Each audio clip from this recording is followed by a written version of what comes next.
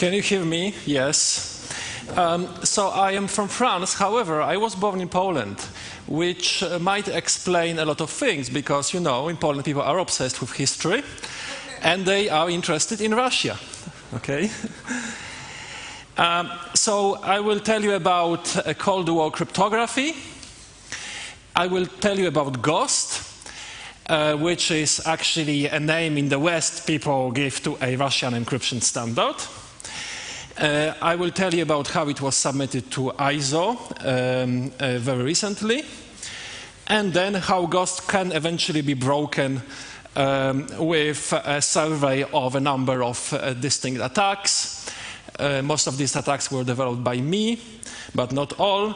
And the best of these attacks is to the power 101 currently. However, this attack requires a lot of data, so it's possible to claim it's almost practical, or it's possible to claim that it can never be practical, regarding whether you think it's interesting or not. So let's start with the history. So in the Cold War, you had two superpowers, okay, and you have the problem of knowing what the other superpower is doing. Okay, so the cryptography was one of the protections of your communications, which was obviously crucial if your intentions needed not to be known to the enemy. So I will also do a small advertisement. So at LinkedIn, these are two of my favorite groups, which actually I'm one of the founders of. So one is called Code Breakers. We have more than 300 members, and I invite people to join this group. However, I must tell you that we select members and we require people to have some proven expertise. So let's say at least relevant professional experience, or at least, let's say, an MSc thesis in a relevant topic at the university. Another group which is quite interesting as well, it's called Who Can Solve It? So it's based on the idea is that there is a lot of interesting and hard problems out there which we do not really know that they are solvable by software today. And yet, if you just try, just press the button, you realize that these problems are actually solvable by software. Okay, so I also invite you to join this group if you are interested in this thing. It has a lot of applications in formal software verification, finding bugs, finding exploits on software in an automated way, solving various, let's say, financial or telecom optimization problems, etc. There is a lot of connections between these areas because each NP-hard problem can be reduced to another NP-hard problem. So if you develop very good software for solving just one NP-hard problem, like in code breaking, for example, well, it's a sort of basic generic technology which has a lot of interesting applications elsewhere, and including applications that you do not at all suspect that they would exist. So now I'm going to switch my Russian subtitles on. So Code Breakers, you have the Russian version. Okay, anybody from Russia? Yes, welcome. Yes. So a little bit of history. So in the 19th century, Russia was able to break the codes of all the major powers. However, when the revolution came, the Tsarist secret service, they basically continued to work for the white counter-revolutionary forces. So they have lost all the competent people. And the consequence of this was that before the 1920, almost all correspondence of the Red Army and Russian government was broken basically by many people, like the white armed forces, the British, the Swedish, and the Polish, most notably because they broke all the key messages they needed to basically win the war with Russia in 1920-21. However, they started breaking codes as well. So, for example, it's known that in 1930, a Russian code breaker broke a US code. So also United States cryptography was extremely weak at the time.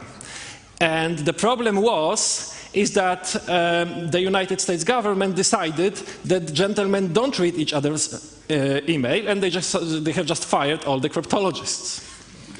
Okay? Which is widely known due to this book. Okay? So we go very quickly through history.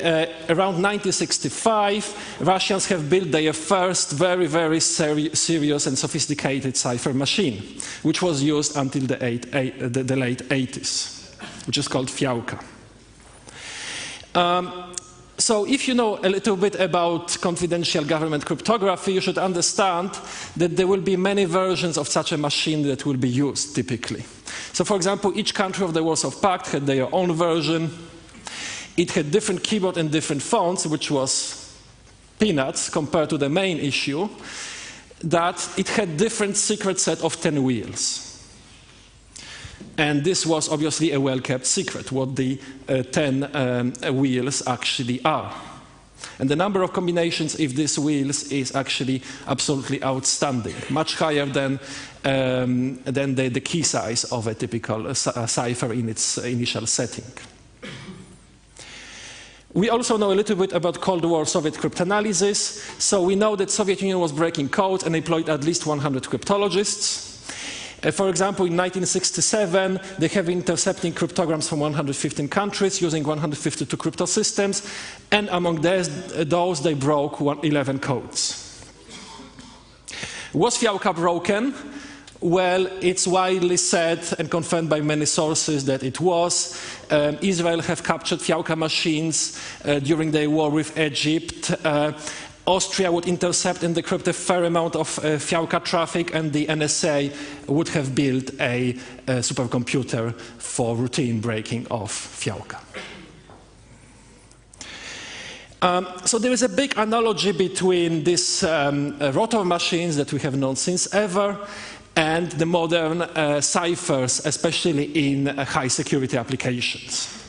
So the modern equivalent of the secret rotors in a machine, like in Fiałka, would be the S-boxes. And in exactly the same way, these S-boxes would be kept confidential, would be used only in one application, maybe by a few people. Actually, modern military ciphers, actually, they would have S-boxes that could be used just by a team of people just once and destroyed just minutes after.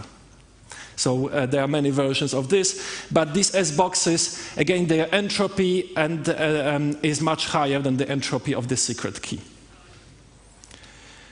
In the 30s, the Polish mathematician Rajewski, with the help of French Secret Service, they have reverse engineered the German Enigma machine. And the rotors were found by mathematics. And this was much harder than daily code breaking at Bletchley Park, because once you know the rotors, the daily code breaking actually is much easier. The number of combinations is much smaller. If we look at the US ciphers, it's known that Russia broke the NATO KL7 cipher machine, which was also used massively by the United States and the NSA. The NSA did not see it was weak. The spec of the machine against the rotors mostly became known because of a spy ring by a certain John Walker and friends and family. He was paid for this more than $1 million by the NSA, and it's from NSA sources. To this day, this spec of this cipher is not known to the public, so nobody knows what the rotors actually are, even today. It's known to be the greatest exploit in KGB history, and it allowed the Soviet Union to read millions of American messages and also of NATO messages over many years, until this became known around 1985. Okay. So Walker has obtained from KGB this amazing pocket machine made of plastic and with electronic components in it.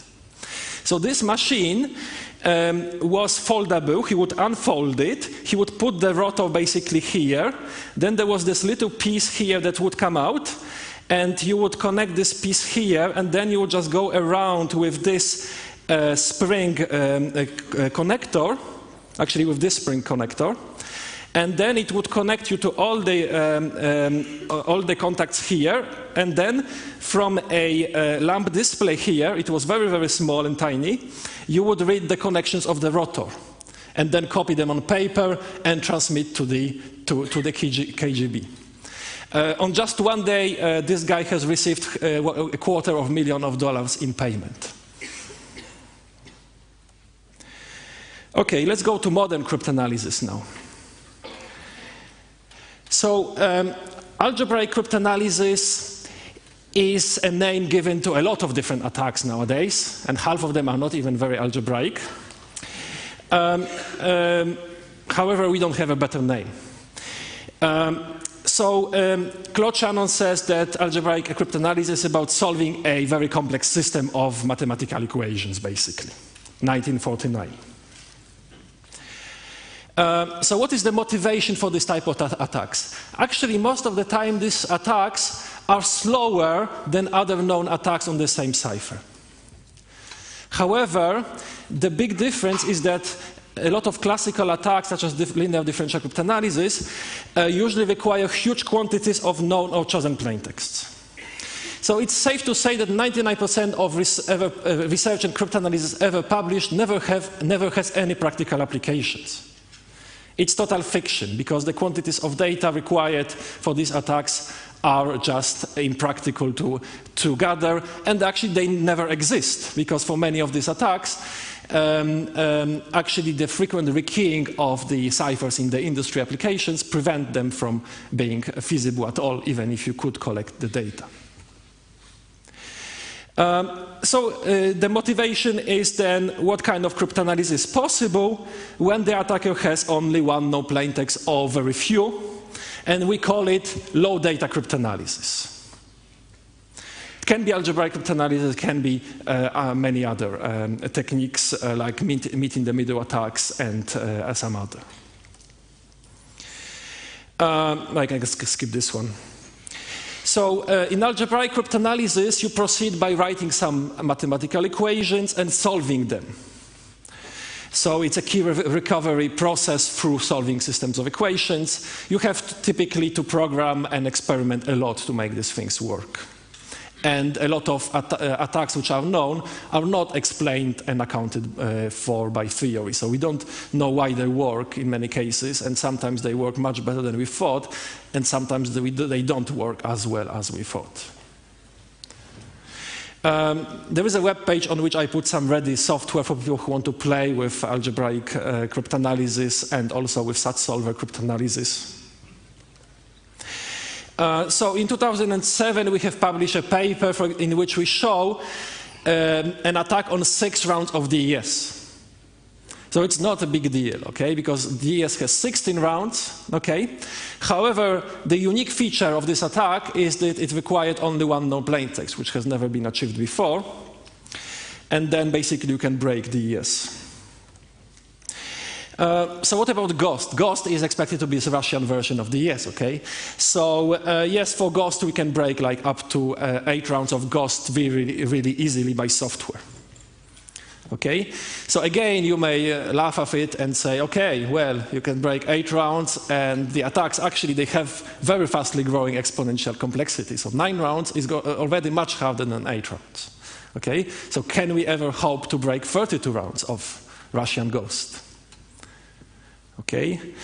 And the answer is yes, you can, but you have to do something completely different. So there is an additional thing which exists in many ciphers, which is a self-similarity, high-level self-similarity. And this is basically what makes ciphers breakable in spite of them having many rounds. So the key idea is that you can reduce the complexity of a cipher somewhat.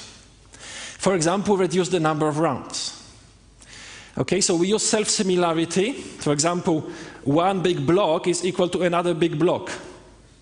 Okay, or another big block is maybe not equal, but maybe Q is actually a prefix of P in a functional way, or something like this. So we are looking for a sort of magical method to allow the attacker to guess and determine values inside the cipher. Okay, so we now call this process algebraic complexity reduction. It's a sort of umbrella name for many attacks which maybe have very, very few things in common, but they share this overall idea. There is a lot of ciphers out there which have a lot of self-similarity. For example, my classic cipher, which is called Crypto1, which was debated and studied a lot at this conference. Okay, so it's still used by hundreds of millions of people every day. Another cipher is keylog, also used by millions of people to unlock their cars.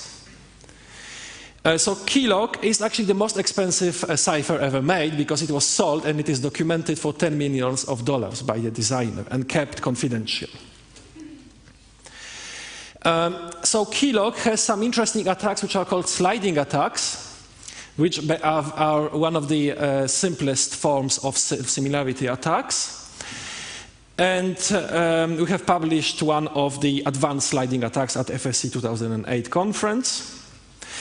So let me explain very briefly the idea, because it's also relevant to the Russian ghost. So in the classical sliding attack, you exploit the self-similarity in the following way. So you have some cipher encryption here with this repeated pattern of 64 rounds in the case of keylog.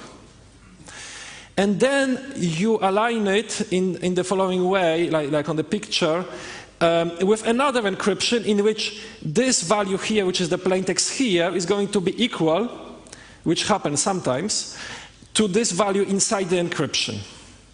Okay? And then because everything inside is equal, you get that this value here is equal to another value here inside the encryption. Okay?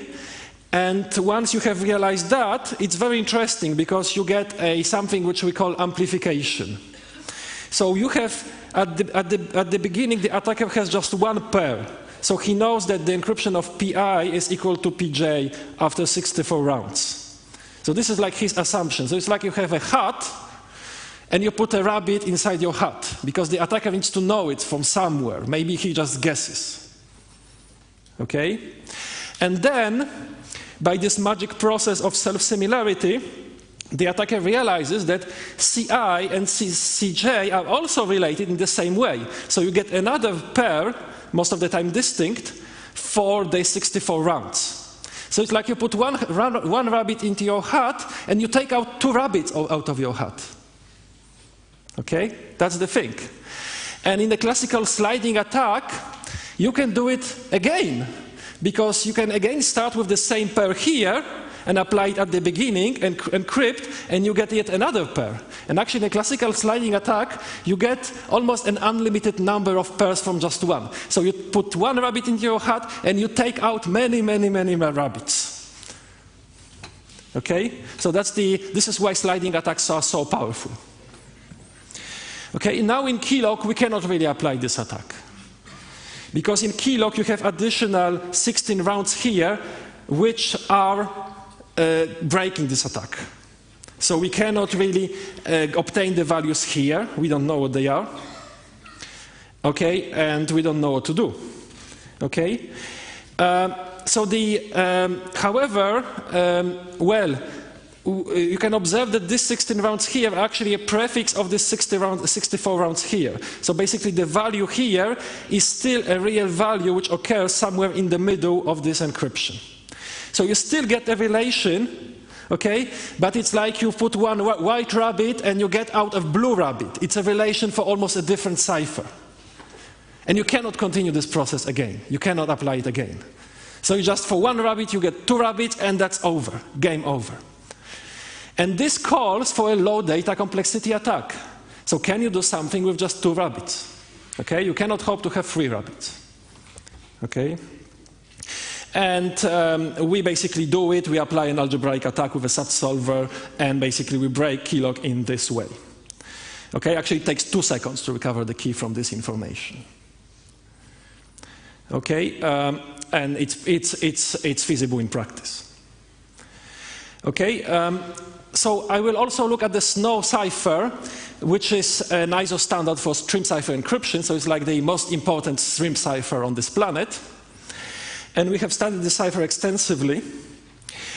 Well, the interesting thing it has is this addition modulo 2 to the power 32, such a normal addition on a 32-bit CPU, okay? Which is the same as in the Russian Ghost. Okay, so at that time we have discovered a way to algebraize this relation in a certain form of algebraic equations, which have two different versions, but it's a method to algebraize this equation, and it's pretty simple. So it contributes to the fact that the Russian Ghost is not that hard to break. Okay. Also, when we have been studying SNO 2.0, we have discovered another sort of higher level attack, which I will briefly discuss. The idea is that if we fix some well-chosen bits inside SNO, we want to determine the other. So the main idea is that this process itself is a combinatorial optimization problem on which we need to work a lot. It's a very special task. Okay? And well, there is a method, which again almost comes out of nowhere by magic, to fix this thing to 0 for 9 consecutive steps, and then out of n equations that you have added as an attacker, because you have assumed that this is 0 for 9 consecutive steps, okay? So maybe it's not true at one place inside the encryption, but you can assume this to be true at another moment during the encryption. So actually it always happens to be true at a certain moment. Okay? So once you have added these n equations, so it's like putting n rabbits into your hat, you will be able to take out exactly 4 times n rabbits out of your hat. So again, we get an amplification. And the combinatorial optimization problem in the cipher would be how to optimize this. So to have the initial number of rabbits as small as possible and the final number of rabbits as high as possible. So again, a combinatorial optimization problem. And we have been doing this many times for the Russian Ghost in various ways. Okay, so now we look at the Russian Ghost. So even today, it's still the official encryption standard of Russian Federation. It was developed in the 70s, a former top secret algorithm declassified in the 90s. It is, however, not true to compare GOST to DES, okay? Because DES could not and should not be used in confidential applications. It was just a commercial standard. Okay? It never was approved for secret or top secret information. Okay? In contrast to DES, GOST has a very long key of 256 bits. So it really is a military-grade cipher. Okay? In theory, the Moore's law will tell you it would be secure maybe for up to 200 years. Okay? So it's not a commercial algorithm for short-term security as DES was. It's widely implemented and used, Crypto++, OpenSSL, RSA Labs, Central Bank of Russia, other very large Russian banks, such as Sberbank, which is the largest bank in the Eastern Europe, etc. So it's not the equivalent of DES. It's something slightly different. Okay? So the GOST has 8 secret S boxes. Okay, and again, you may expect that many different versions of GOST will be used in different places, in different applications. So our attacks assume these S boxes to be known. Okay, if they are not known, there are actually two already published papers about how to extract them from a chip. Okay. In terms of cryptanalysis, there was a lot of publications on GOST. By many well-known people, and until 2011 nobody found an attack on GOST. And some people have even written a lot of things about it, like after considerable amount of time and effort, no progress in cryptanalysis of GOST was made in the open literature. And, in 2010 it was summarized in a paper. Despite considerable cryptanalytic effort spent in the past 20 years, GOST is still not broken. Written in 2010 or published in this year. In addition, people have discovered something truly interesting. Gost actually is the best cipher we have ever known. Okay? If you look at the implementation cost, so the gost costs about 800 gate equivalent. So only about 800 NAND gates. AES with a twice shorter key requires at least 3,000. DES, the old standard, required already about 4,000 minimum.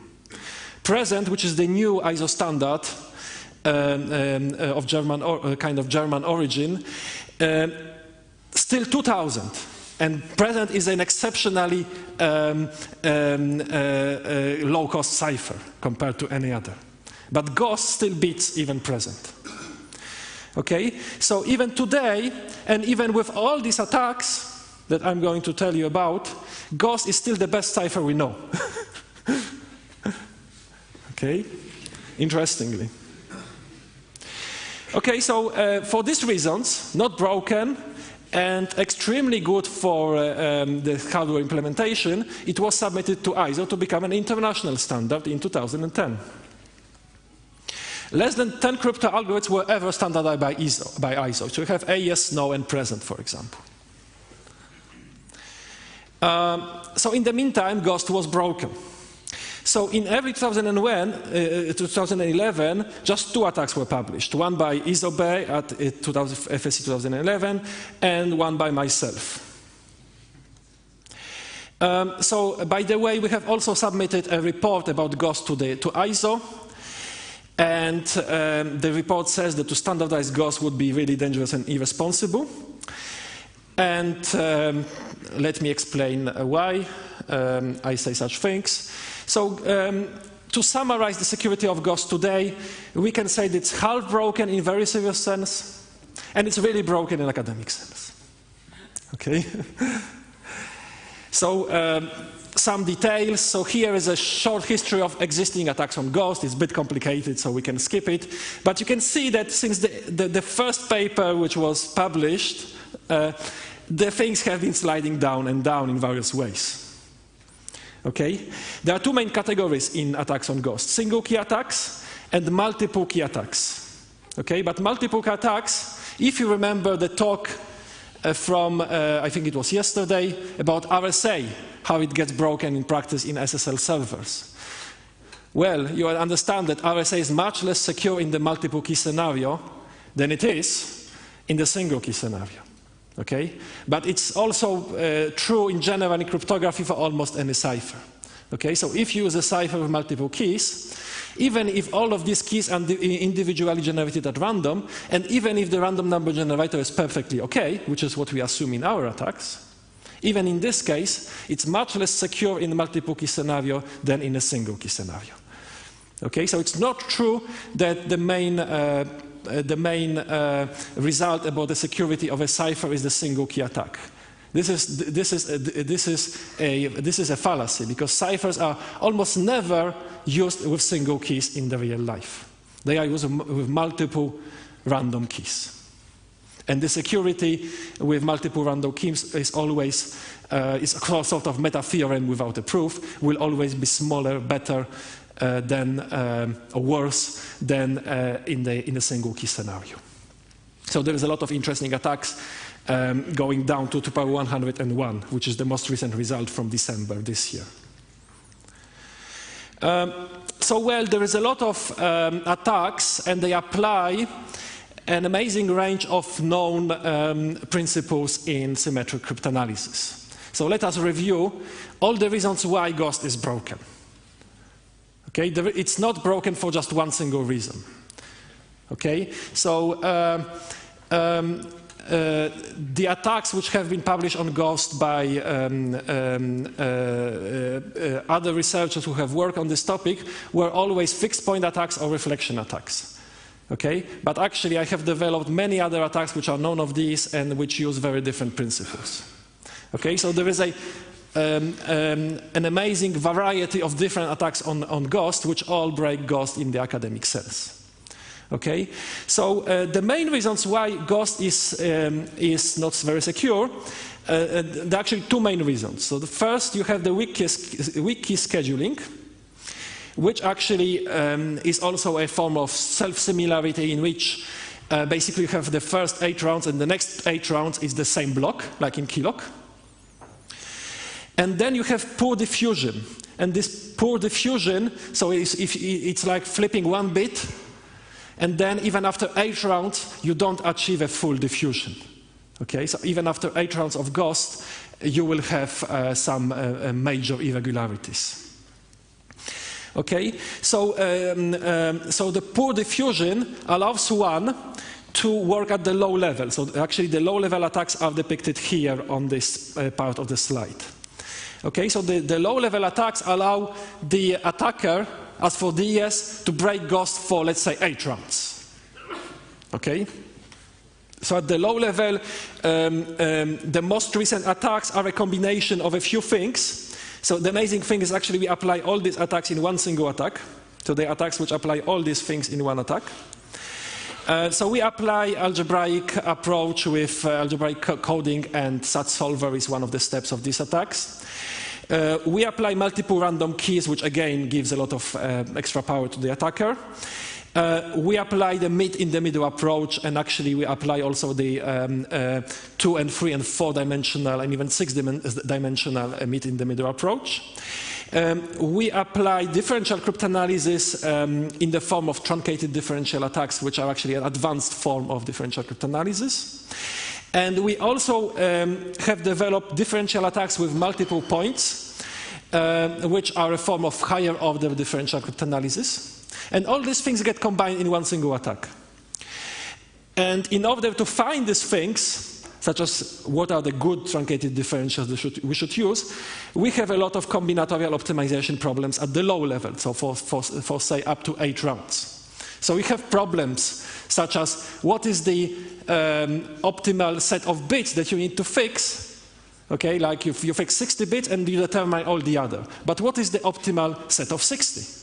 Okay, so it's in terms of rabbits, it's like you put 60 rabbits in your hat and then you take out 256 rabbits, which is the whole key.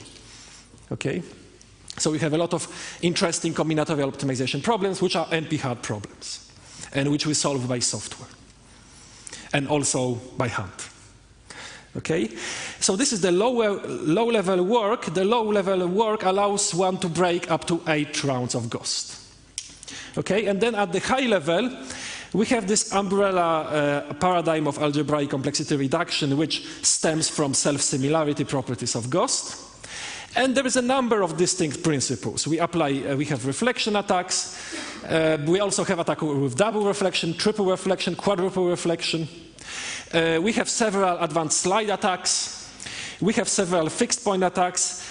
And we also have involution attacks. So involution attacks, they use the property that certain permutations are involutions. Okay, involutions means that if x gets mapped to y, y is also automatically mapped to x. Okay, so we combine all these things to find advanced attacks on Ghost, best of which is currently to power 101. Okay, so let's talk a little bit about details. So this umbrella idea of algebraic complexity reduction, it has many different incarnations. So the definition informally is that we are looking for methods for substantially reducing the size and the complexity of algebraic equations generating during the cryptanalysis of Ghost. So it's a very rich galaxy of attacks to be studied in the next 20 years. And it can be seen as a form of conditional algebraic cryptanalysis as well. It's like putting this rabbit into the hat in some or somewhat optimized way. Okay. Additionally, because actually we will be obtaining attacks on just exactly 8 rounds of Ghost, we have something which is called black box reduction. So whatever is inside this black box being 8 rounds of Ghost, okay, we have a reduction. Like if you have this data for 32 rounds of Ghost, for the full Ghost, then automatically obtain some data for the 8 rounds of Ghost. Okay, so almost all attacks are of this type. Okay, so they are black box attacks in the sense they work whatever is inside. But then in the second step, when you try to break these 8 rounds of ghost with low data complexity, like, you just know 3 or 4 pairs for these 8 rounds of ghost, well, you need to know what is inside in the second stage. Okay? But in a certain sense, we see here a cryptanalysis coming to a maturity and calling for specialization. So some researchers could just for their whole life study these reductions.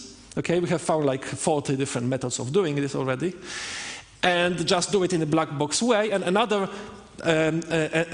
cryptanalyst will be studying the problem of breaking 8 rounds of ghost. And then the 2 components can be connected together to obtain a working attack on a full ghost cipher. Okay, so we have a nice split in 2 independent tasks for the cryptanalysis. So how these reductions they look like? They all have the following form. Given some 2 to the power x known plaintext for the full 32-round ghost, obtain y known plaintext for 8 rounds of ghost. This is valid with probability 2 to the power minus z. So this is the initial cost. This is like the initial rabbits you are putting into the hat. And this will be true for a certain proportion of ghost keys, which is almost never 1. Okay, so we have a 4-dimensional space, and I have developed some 40 different methods of doing this for a variety of values for x, y, z, and t.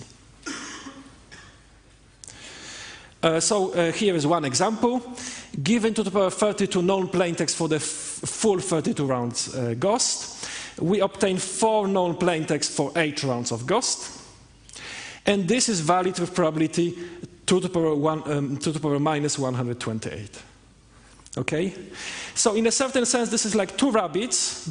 So let's assume that 1 rabbit is 64 bits, because this is the block size of ghost. So this is like 2 rabbits initially paid, and then you obtain like 4 rabbits, because you get 4 pairs for the 8 rounds of ghost. Okay, so it's pretty good. There are many ways of doing this, and it's always some connection with some already known attacks, such as slide attacks, fixed point attacks, cycling attacks, involution attacks, and other guess the determine algebraic and other attacks. Okay, so it's an umbrella paradigm to unite all these attacks under one single formulation.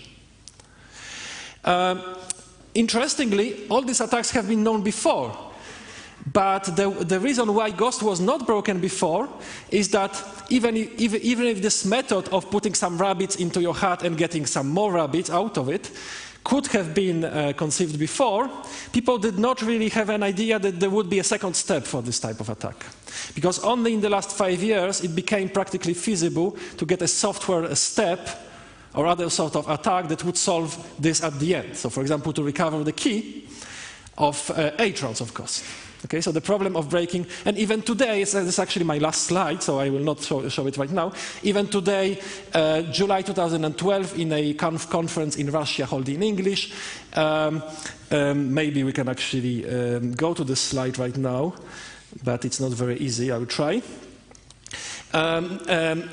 Russian researchers have very seriously claimed that none of these attacks work, and this is all fiction. Okay, so the fact that you can break 8 rounds of ghost is, strangely enough, still being debated or doubted, which is very interesting because, for example, for 2 known plaintext, the attack is extremely simple, can be done by anybody in this room. So you just go on, Google cryptominisat, download cryptominisat. Then you just describe ghost in the most standard way you can think of as a SAT problem, and any way will work for you, and it will just break, and the software will just recover the key for you in seconds. Okay? But still, for some reason, Russian researchers still claim that it does not work and it's fiction. Okay, so it's quite interesting. I think I'm not going to display the slide right now. Okay, so this was the missing step to basically even conceive this sort of attack. Okay, because this last step was not clear if it could be done. Okay, and if the last step is not, then attack actually does not exist. There is no attack if there is no last step. Okay.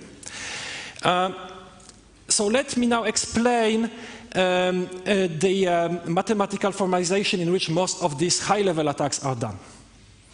Okay, so at IndoCrypt 2008, Kara has described Ghost as this equation. And actually, to find all these attacks, you don't need to know anything else than this single equation. So everything is derived formally from this single equation. Okay? So basically, Ghost can be seen as a composition of a certain permutation E or epsilon, actually we call it E, which is actually exactly the first 8 rounds of Ghost, which is composed 3 times with itself. Then you have a swap. So the swap is basically I have 2 halves of 32 bits, you just exchange them. Okay? And then you have a decryption function, which is the exact equivalent of this encryption function. So it's basically like decrypting this backwards, however, after the swap, which also is the last 8 rounds of Ghost. Okay? So, so this is a very interesting representation of Ghost, which leads to all these attacks. And this is due to the key schedule in Ghost, because if you look at this key schedule, you have keys from K0 to K7, again K0 to K7, K0 to K7, and then they go backwards from K7 to K0. Okay, and then this implies this, this form of representation. Okay, this is quite interesting and also has some relation to traditional historical cryptanalysis. Okay, so maybe you have heard about something which some mathematicians have called the theorem which won the World War II. Okay, so this is a very simple theorem which was first used by Rejewski, is that when P is a certain permutation, and then you have so-called conjugated permutation, which is Q composed with P composed with the inverse of Q, which is a situation which occurs very frequently in traditional rotor machine cryptography. Well, these 2 permutations, they have the same cycle structure, which implies a lot of things, actually. Okay, so for example, they have the same number of cycles of length 3 and for any other length, etc., and many other properties. Okay, so this actually occurs in the last 16 rounds of Ghost. Because if you look at it, you have encryption, then you have the swap, and you have decryption. So you have Q is basically this, and Q minus 1 is basically this. And here we have a very simple thing, which is the swap. Okay, so this theorem can be applied to the last 16 rounds of Ghost. Okay, so what is the consequence of this? Is that the last 16 rounds of Ghost, it has exactly, not more than, not less, 2 to the power 32 fixed points, so which are points of order 1, and also it has exactly this number of points of order 2. Okay, but what really will interest us for now is that it has a lot of fixed points. In a certain sense, it's like if you have a lot of fixed points, it's like you can see through something. Okay, because like with high probability, actually the input is going to be equal to the output. Okay, so it's like a semi-transparent cylinder. Okay, so this is quite interesting, and it's used in a lot of attacks on Ghost. About half of attacks which have been found. Okay, another important property which needs to be studied is amplification again, okay? So how many more rabbits I can get out of my hat? So the amplification, whatever is the definition, is really the ratio between the rabbits obtained and the rabbits that you have put in. And in slide attacks it was unlimited. We have found some very interesting attacks on Ghost in which the amplification is very, very high. Okay, so in one attack it's very large and it leads to a quite efficient attack on Ghost.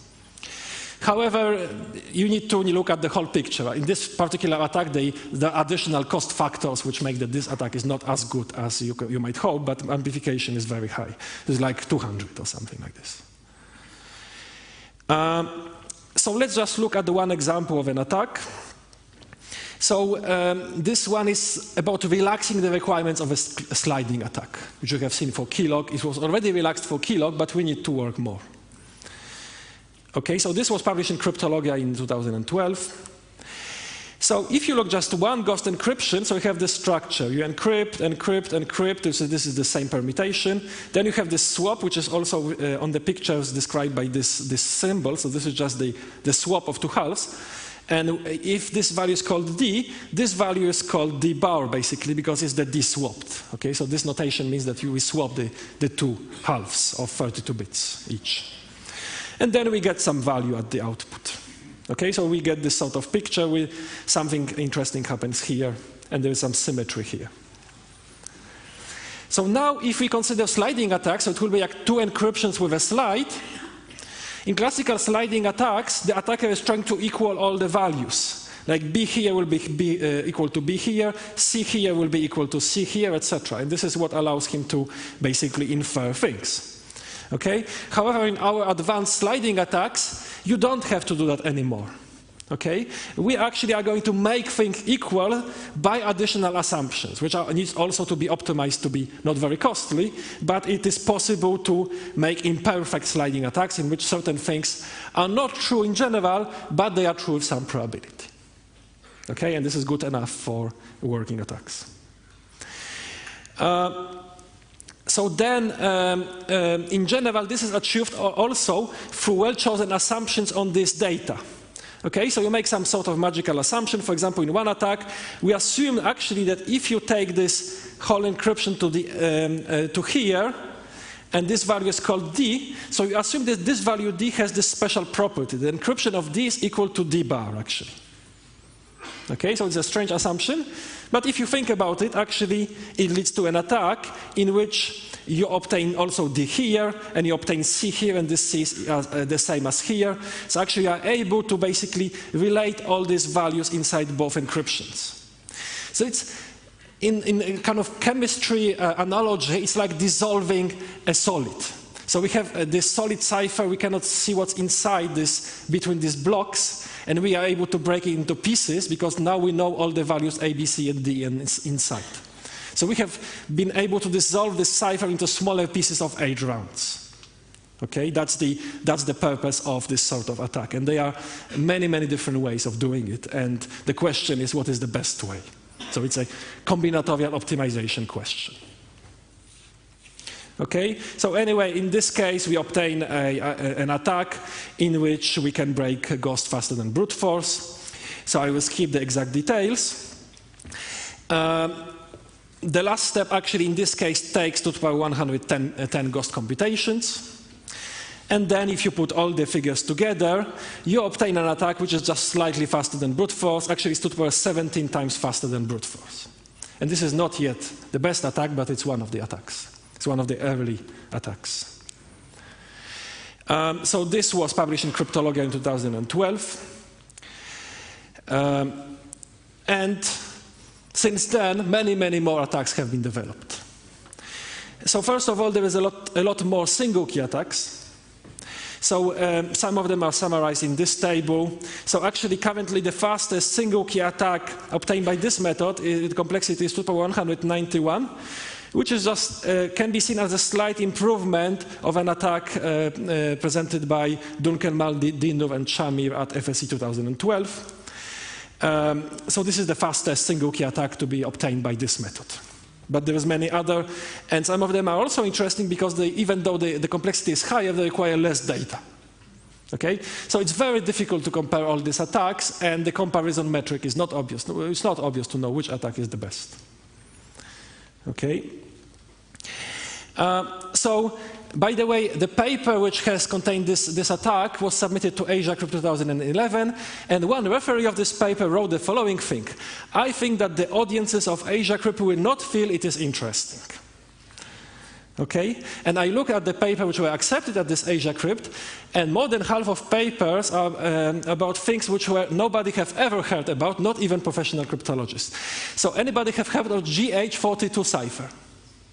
Which obviously nobody have ever heard of and was never ever used in practice. What about armadillo cipher? Anybody have heard about armadillo cipher? Okay, so there's a lot of theory at Asia Crypt, incremental research, things which interest mostly the author of the paper, not to say it would interest anybody in the government or in the industry circles. So not many standardization proposals, etc. So I will ask the following questions. How many times it happened in Asia Crypt that a military-grade cipher and an official government standard in exercise of a major country, used by large banks, implemented in SSL, was broken while being in the process of being standardized by ISO to become a global industrial standard? Okay? It has never happened. Okay? So quite interesting. Neither at Eurocrypt and nor at crypto, and neither at crypto. Yes? A few more minutes? Okay. Okay. However, this is all academic research, obviously. Okay? Everybody is defending their research, and the fact is that nothing bad happened. It's just some bad press. Okay? Is Ghost really broken? Actually, not sure it ever was broken. So let me explain this. Well, is Ghost really so bad? When it was submitted to ISO, and only then, suddenly some cryptanalysts tried to break it and succeeded because they have not tried before. So there is now more than 50 attacks. You have all these academic attacks. But the fact is that we in the West have this paranoid idea about cryptography, super paranoid. Super high requirements for security of ciphers. It is actually debatable, or probably not true, that the Russian designers of Ghost ever thought it should resist attacks with complexity, let's say, less than 2 to the power 256. And remember that Ghost also have a secondary key, secret S boxes, which brings the key size up to, let's say, more than 600 bits.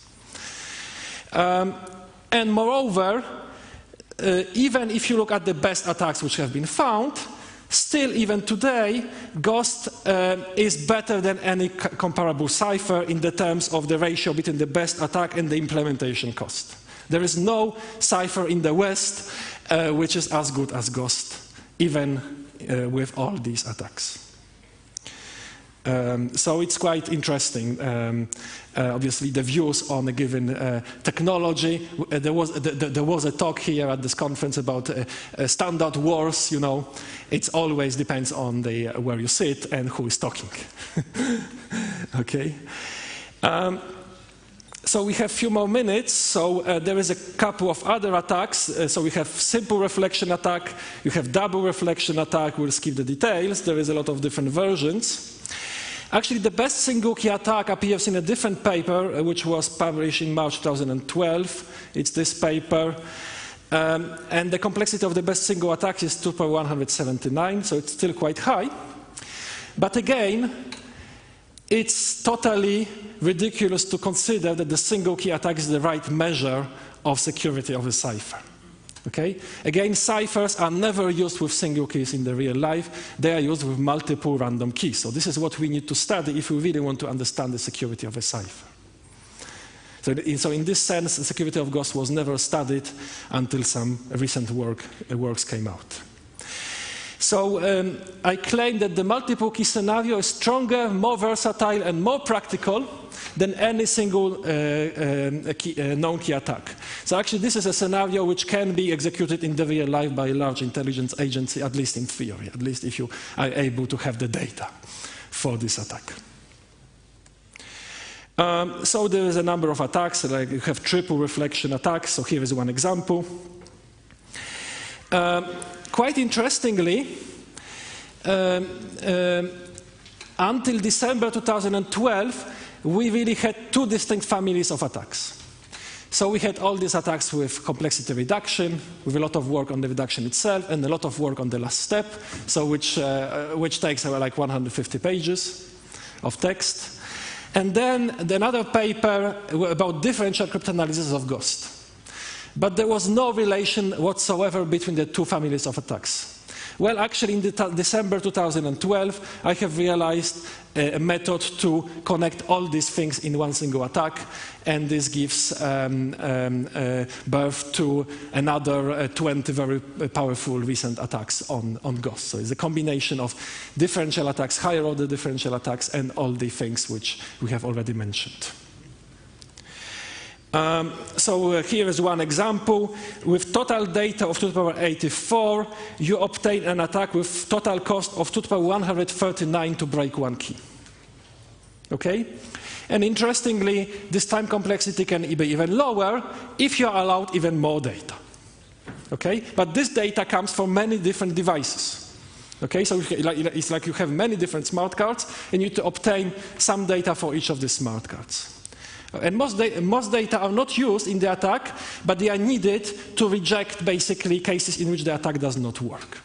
So they are still needed, but they are not used by the core of the attack. So if you go further, so this attack is a self-similarity attack in which, in addition, we assume some differences.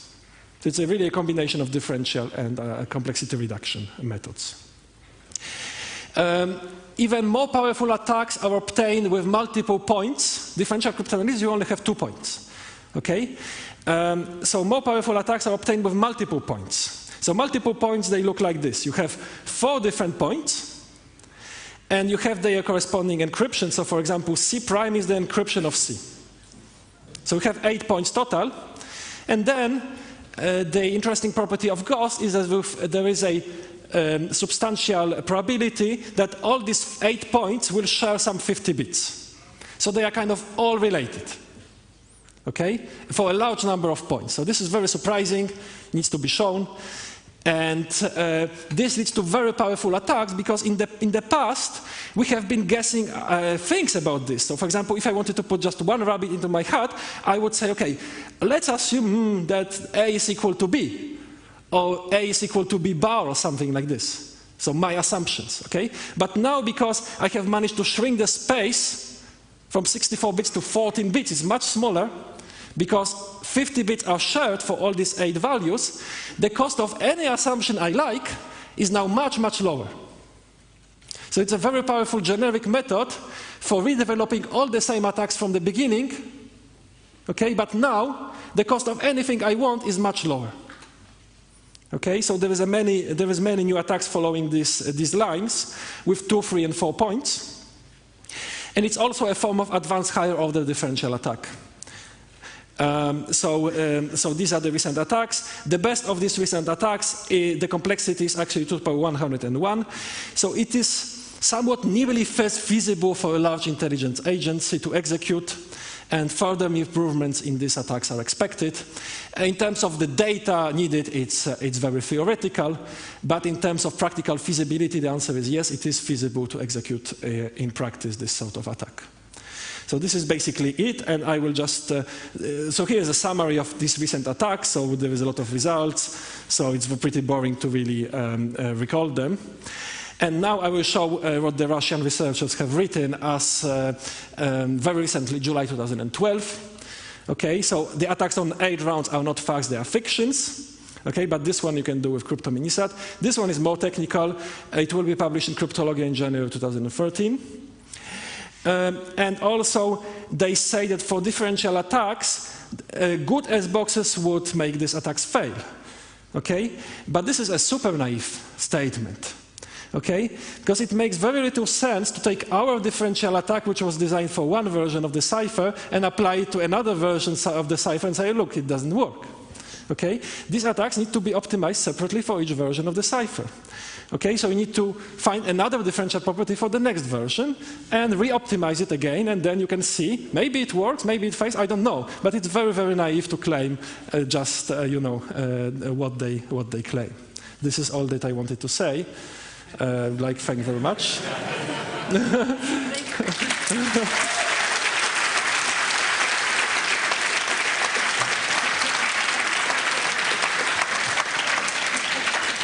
There is no more time left for questions, but if you have questions, I guess, do you have a few minutes for questions, like after the talk, official talk? Yes, I can take all the questions. Just approach the tribune. Okay, let's thank the speaker again. Okay, thank you.